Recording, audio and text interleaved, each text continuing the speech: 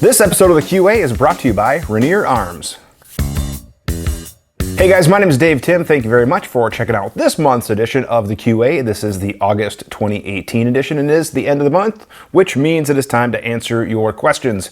Now, before we get rocking and rolling, make sure that you submit your questions to the email address shown below. That is theqa@gunsandtactics.com. Again, email address is shown right there. Also, you can leave a comment in this video and on any of our social media platforms. And again, what makes it really easy for us is to use the hashtag #TheQA.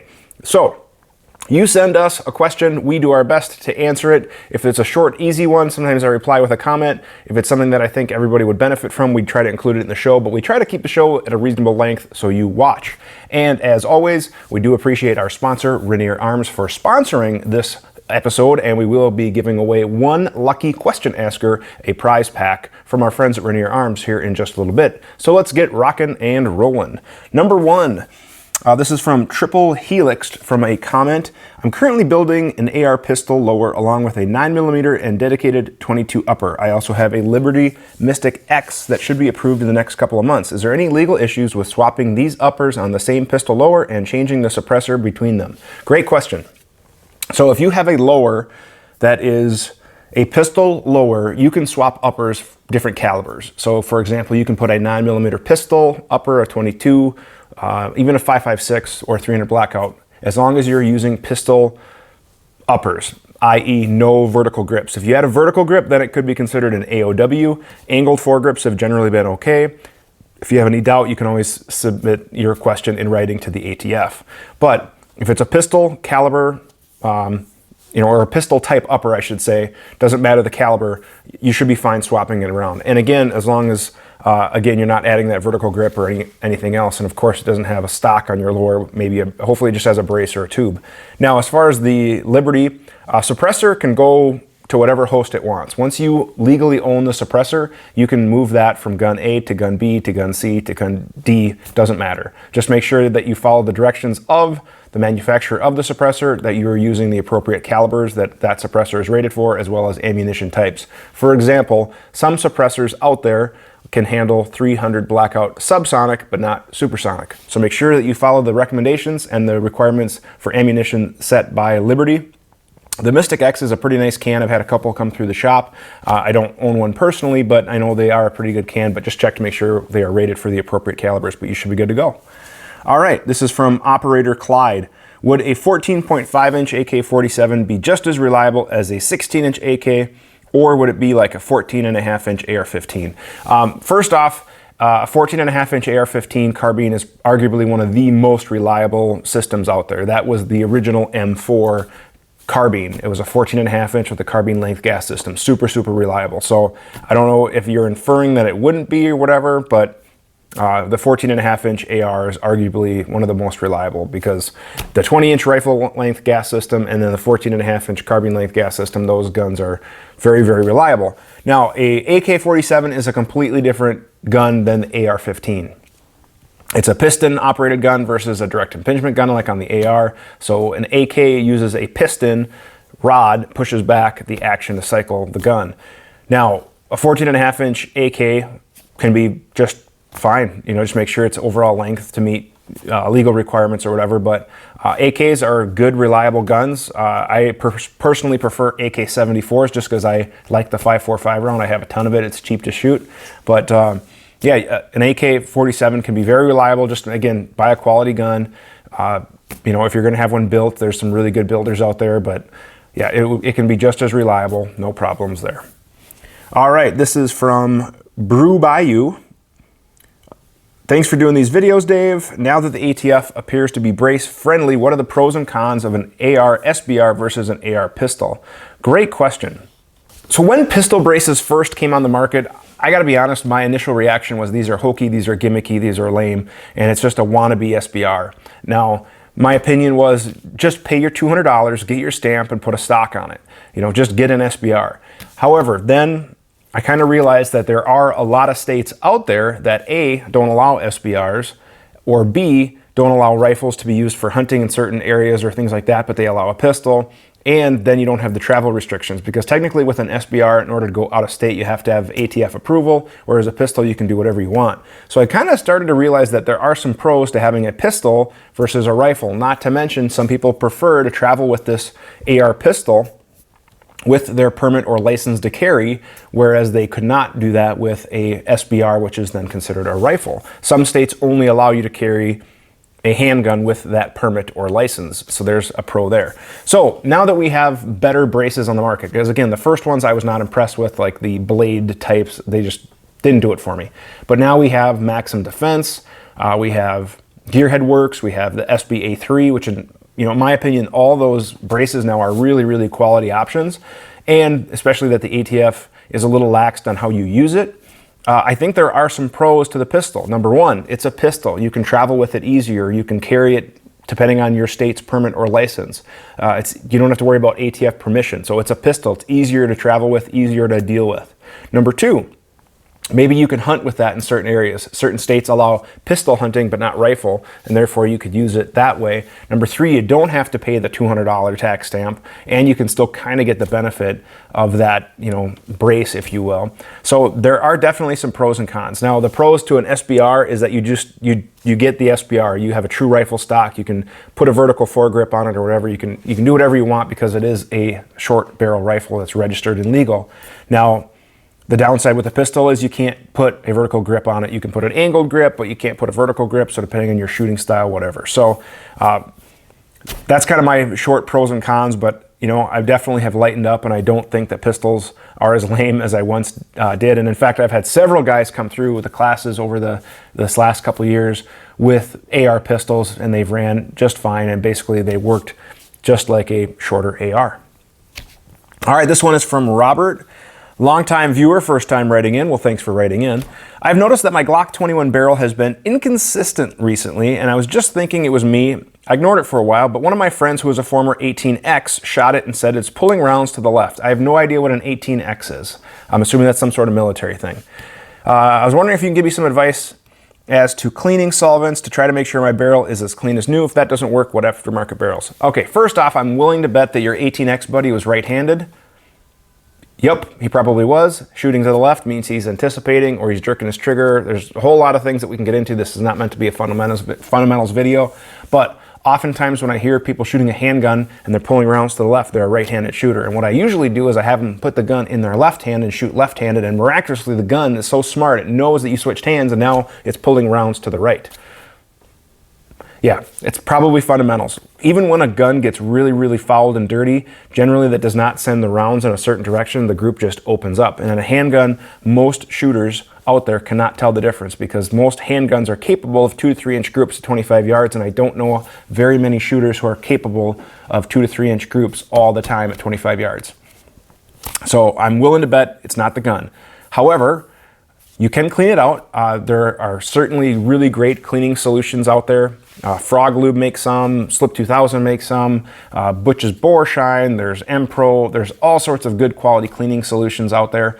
Basically what I do is I would recommend using a copper solvent, follow the procedures with that, use a carbon and powder solvent, follow the procedures with that, and use scrubbing, and you should be able to clean the barrel out just fine. But just use the directions, find a good quality solvent and cleaning solution and clean it up real good. Otherwise, you can also find an armor in your area that can help you out. Ultrasonic cleaners are nice too.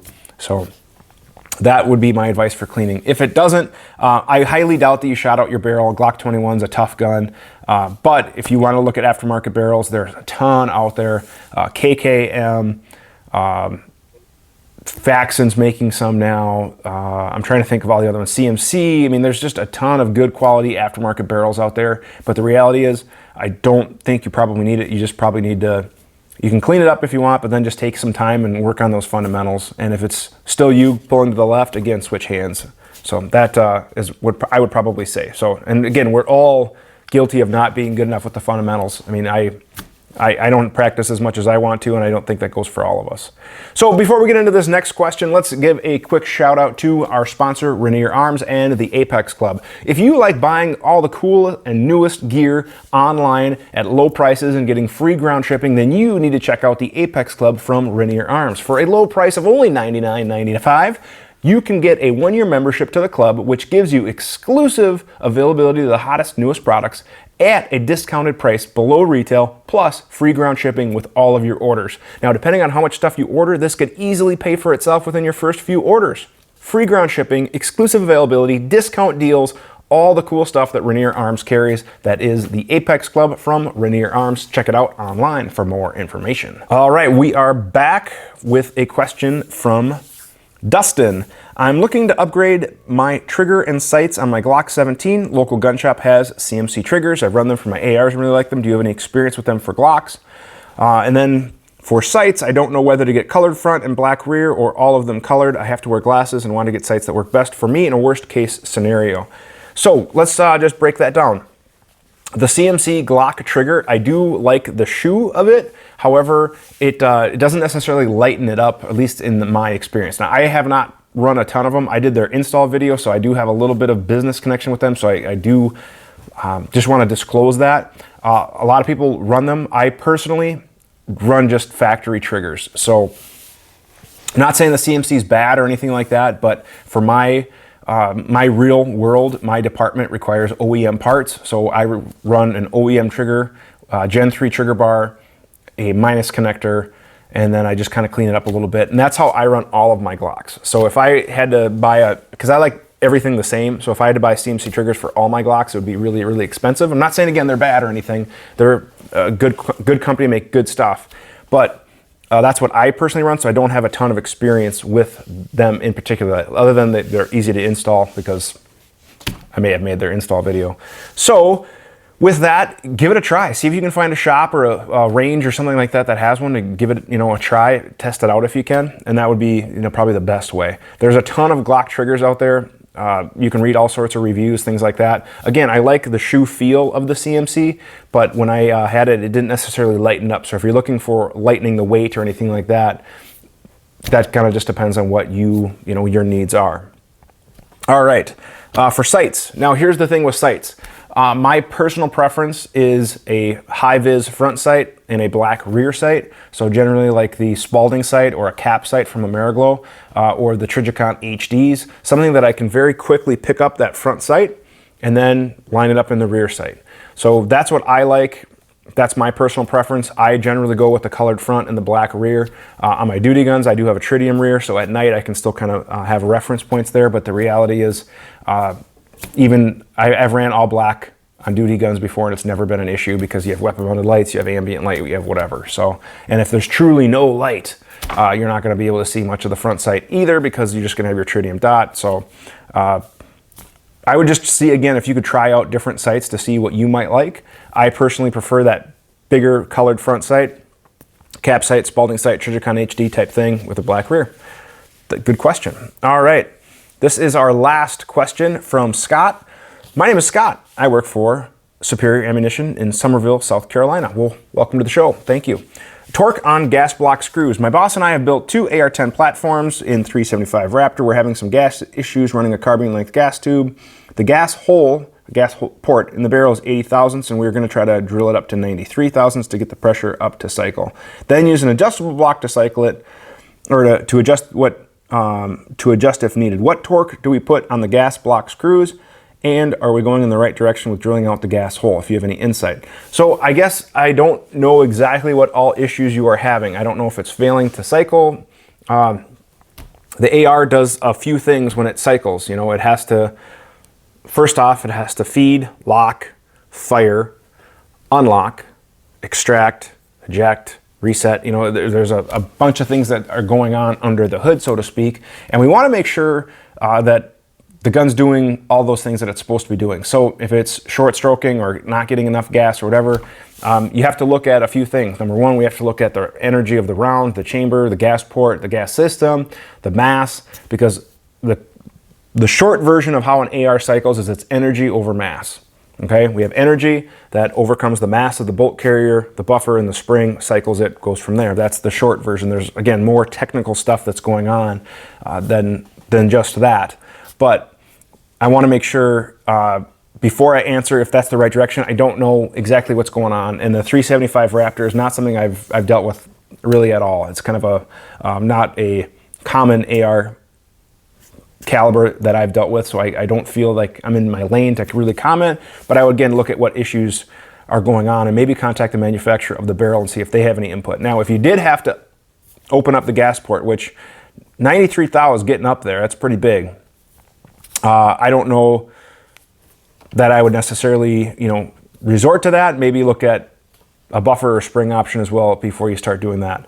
However, the other part of your question would be the torque regarding the gas block screws. Now, I actually did a video, I'll put a link in the description below, regarding gas block security. You can either pin it or we can use set screws. Now, if you're going to use set screws, there's numerous machinist charts for the type of screws. Now, if you're using a number 10 or 8 screw, there's different torque recommendations for that size, because it's basically the size as a screw gets larger in diameter, it can handle more torque.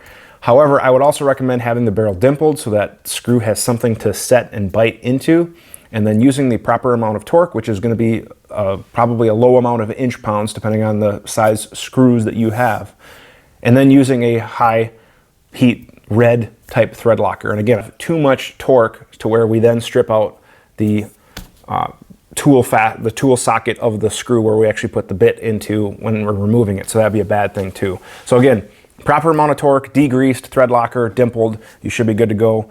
And again, try to make sure you figure out the size of the screw. You can, just look at it. If it's a number 8, number 10 screw, whatever, then you can go on various charts for torque. But again, it's going to be in inch-pounds. So that is all of our questions. We had a good amount of questions, so 6 questions, and what we're going to be giving away is a prize pack from Rainier Arms. It is a Frog Lube Care prize pack. So we have a pistol cleaning kit, we have some Frog Lube paste, we have some Frog Lube Extreme, we have some super degreaser, some Extreme spray lube, and we have a lens and glass cleaner kit, all from Frog Lube from our friends at Rainier Arms. So let's get our random number generator between 1 and 6 for all of our questions. And our lucky number winner is number 5. So that's going to be Dustin with the question regarding CMC triggers. So Dustin, you submitted this via email. I'll shoot out an email to you to get your shipping address, and this prize pack from our friends at Rainier Arms, Frog Lube Care Pack, is all yours. So again, guys, if you want to see this episode grow, the series grow, we need to hear from you. And if you want to be a winner, you need to submit a question. So again, submit your questions to the email address shown below. That is theqa@gunsandtactics.com, theqa@gunsandtactics.com, or you can message us on any one of our social media platforms, or you can leave a comment on this video or on any of our videos, really. We try to check and go through as many of those as we can. Just make sure to put the hashtag #TheQA, especially if you're using social media, so we can find your question. It always is best to email though. Thank you guys very much for watching. Please follow us online and on our social media outlets for all things guns and tactics. And again, thanks to Rainier Arms for sponsoring this episode. We do appreciate their support. And if you are interested in buying all cool new stuff, check them out too, because they carry good stuff and they're good people.